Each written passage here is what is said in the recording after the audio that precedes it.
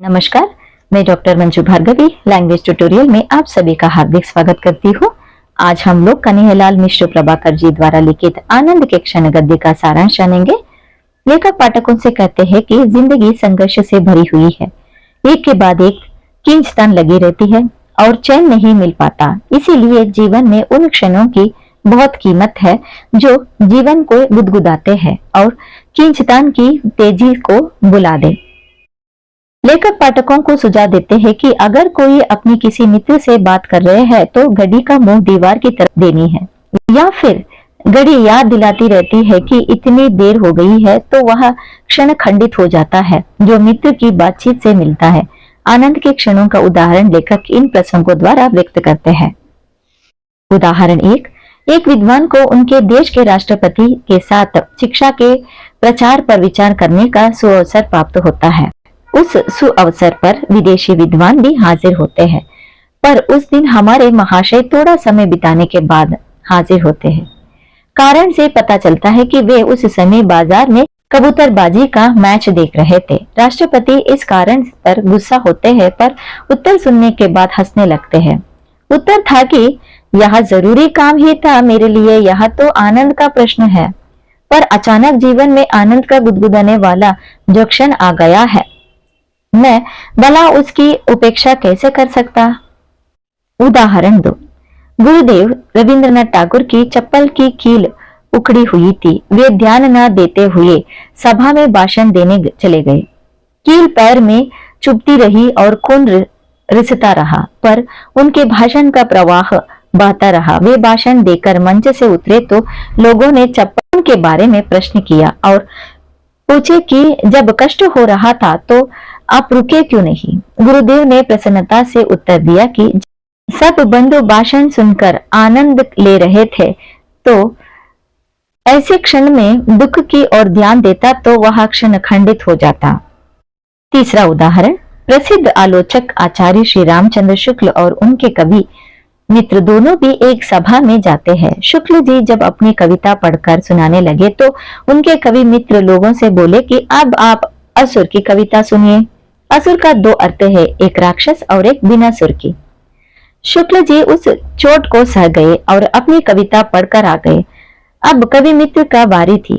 कवि मित्र अब मंच पर गए कविता सुनाने के लिए, तो शुक्ल जी कवि मित्र को छेड़ते हुए लोगों से कहे कि अब आप ससुर की कविता सुनिए। ससुर का भी 2 अर्थ है, एक सुर सहित और दूसरा श्वसुर, ससुर या संबंधी।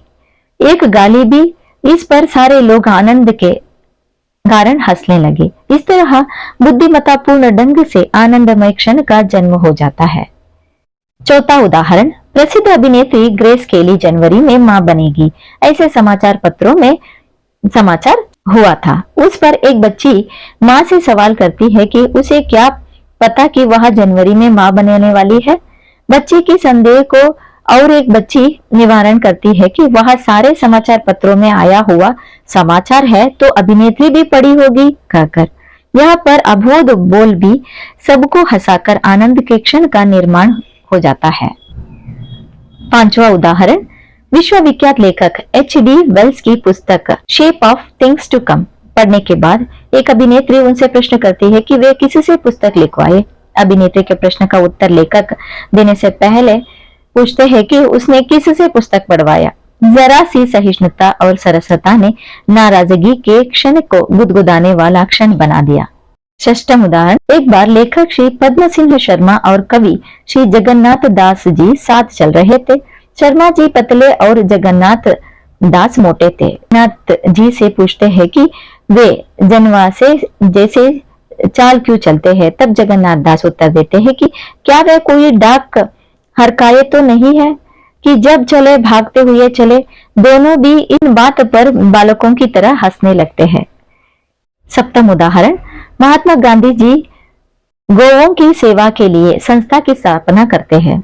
उस समय एक कार्यकर्ता आकर उनको सलाह देता है कि क्या वे गधों की सेवा करने के लिए संस्था का निर्माण कर सकते हैं। तब गांधी जी उस कार्यकर्ता को बताते हैं कि वही वो संस्था का मंत्री बन जाए। गांधी जी की बात पर सब हंसने लगते हैं।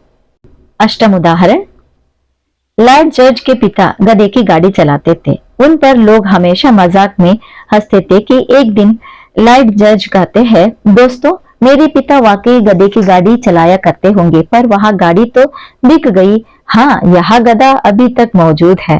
इस बात पर सभी लोग। नवम उदाहरण, इटली के प्रसिद्ध देशभक्त मजनी प्रसिद्ध लेखक कलोले से मिलने गए। उनको बड़ा आतिथ्य और कई घंटे तक बैठे रहे।